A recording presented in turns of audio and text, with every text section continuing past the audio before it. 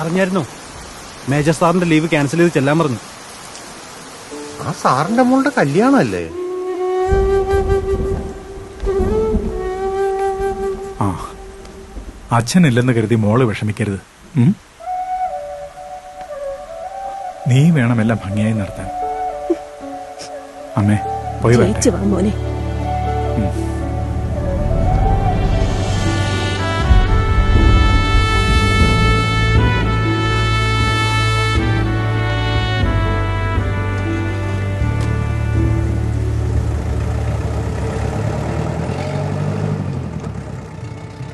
ഒറ്റയ്ക്കായിന്നൊരു തോന്നല് വേണ്ട കേട്ടോ.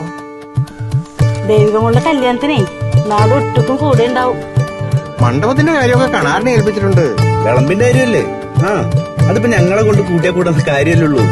ഹലോ എടാ, 3 അല്ല 4 കൂട്ടം പായസം.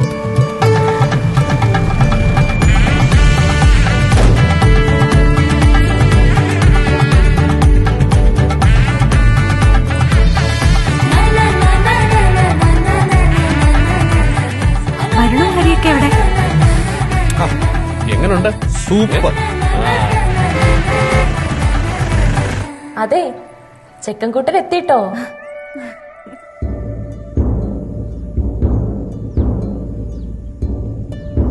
സത്യേട്ടൻ